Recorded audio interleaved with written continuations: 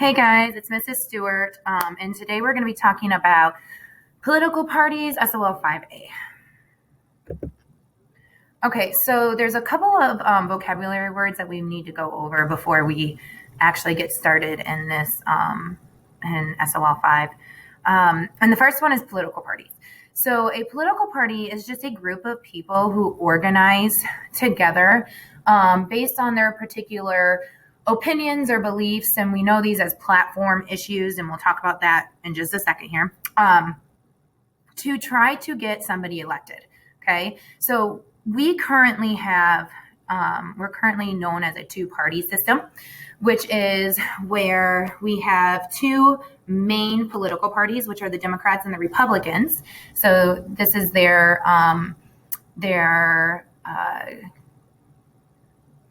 symbols here. And they are, even though they're not the only two political parties that we have, they are our main two political parties. We do have third parties, and we'll talk about those a little bit more next video, okay? So a platform is where a candidate stands on an issue. So I always like to remember platform by thinking of how speakers stand on a platform, and then they usually stand at a podium, right? Well, who usually stands at podiums and speaks? Politicians, right? So you can think platform, platform where you stand on an issue. You stand on a platform, right? So where you stand on an issue. So a platform is just a political party's belief on a particular subject. And again, we'll look at platform issues and beliefs a little bit more than the next video that we create. All right, so political parties have certain functions, and I always remember this. It's going to seem really silly, guys, but you know how I love acronyms, RIM, okay? So think the sentence talking about politics puts me in my REM sleep. So if you guys don't know what REM sleep is, it's a very deep sleep, okay? So it's actually REM, but for these purposes, we're going to use REHM, okay? So it's a very, very deep sleep. A lot of people think politics is boring, so it would definitely, talking about politics would definitely put you in your REM sleep. So that's what the acronym you can use to help you remember the functions of political parties. So the first function, the R, stands for recruiting and nominating candidates. So here we have a picture of Trump and Biden. So political parties actually choose who they're going to recruit. Sometimes, not always, but sometimes they'll actually come to people and ask hey, do you want to run for this particular position? Sometimes there's already people who are running, and then they just kind of choose from those based on popular opinion of who's going to get the nomination.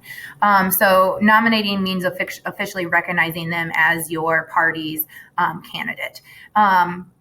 So in this particular race right now, the 2020 presidential election, we've got Biden, who was recruited and nominated by the Democratic Party, and then we've got Trump, who was recruited and nominated by the Republican Party. The second thing or function of our political parties is to educate the people about campaign issues. And they do this in lots of different ways. And this is probably, I would say, one of the more important functions and roles of political parties. So here we have a picture of several different political signs in a yard. And this is a big one. Political parties like to hand out signs. The more that a candidate is exposed to the people, and the more the people are exposed to the candidate, the more likely they are to win the election. It's kind of like marketing, guys. If you think about politics as consumerism, that's exactly what it is. You are consuming a product when you are choosing who your candidate is going to be or who you're voting for. It's who you are able to make look the most appealing, and who you are able to get their face out, the most. So for example, if you go to the store and you go down the cereal aisle, right? Okay. like Walmart cereal aisle is just as big as the grocery section in Walmart. It's huge, right? There's so many options for cereal. Well, what cereal are you most likely to choose? One that you've never seen before, or one that you've seen in ads on TV? Probably the one that you've seen in ads on TV, or one who has your favorite character on the box, right? Well, you know why that is? Because humans like to feel comfortable. We like to feel like we are familiar with what we are doing and what we are choosing. And even though we might not have ever had that cereal before, when we choose that cereal that we've seen on TV, or choose that cereal of our, who's our character, our favorite character is on the box, then we are familiar with that cereal just by default. Okay. Well, the same is true with candidates, guys. The more we see that candidate's name, the more we see that candidate's face, the more likely we are to vote for them, because we feel familiar with them. We want to feel comfortable. We don't like to be uncomfortable, and unfamiliar is uncomfortable, right? So the different political parties actually will help to campaign for politicians, and they will do that in the form of educating people about campaign issues, either through advertisements that could be, just like what we see here, yard signs, or it could be like door-to-door flyers. I don't know, like I can't even go home without having a flyer in my door. It could be by phone calls or text messages. I have tons of those right now. Like, I'm afraid to answer my phone because I know it's going to be a politician contacting me about something. And they do it through ads on TV as well. So like, if you ever listen, they'll say, like, at the end of a political ad, it'll be like, this is a message from the Democratic Party, or this is sponsored by the Democratic Party, something to the extent of that. And again, like I said, the more, like, historically speaking, the more money a candidate spends on advertisements and getting their face out there, and their face, being recognized by the people, the more likely they are to be elected.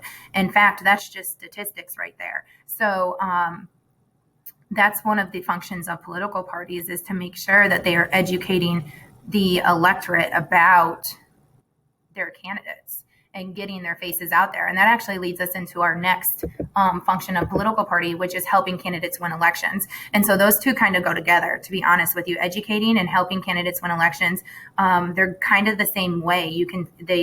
An example of that would be, sending out ads, sending out flyers and things like that. And they also will go and actually hold rallies for the candidate. So if, like, the candidate happens to be in, like, Florida, the Democratic convention or Republican convention might have a rally in Texas while, the candidate is in Florida. And again, that's more so to, like, help educate the voters, get their name out there, get their face out there. So that way, when they go to vote on that ballot, they are familiar to the voter. And then lastly, they monitor actions of office holders. I always joke that our political parties are kind of like little toddlers who like to tattletale to their mommy or daddy, or grandma or aunt or whoever, they're happy to tattletale to. And it's all fun and games, and it's funny, and we laugh about it, but it is a really important function and role if you think about it, because they are making sure that the other party is being ethical and doing things that they're supposed to do. And they're not, doing things illegally. So an example of this would be, recently we talked about the Trump and Russia collusion, which they ended up doing an investigation on it, ended up being unfounded, but which means that it didn't happen. That's what unfounded means. There's no evidence to support it. But that was an example of the Democratic Party kind of holding the Republican Party accountable, and specifically President Trump accountable. And then, another example, because I'm trying to be unbiased here, another example would be like, the current investigation with Biden and Ukraine and his son, who got a job that he was unqualified for, working in Ukraine, and made millions of dollars when Biden was vice president. And so there was some questions on whether or not there was some under the table, business going on that would have been actually considered illegal. So that's an example of the Republicans holding the Democrats, or specifically Biden, accountable. And that's important because a lot of times those things wouldn't be made public if it wasn't for, the other side tattletaling, like we like to say. So REM, REHM, recruit and nominate candidates, educate the electorate, help candidates win the election, and monitor actions of office holders. If you have any questions, please reach out to me. Otherwise, I will see you next video.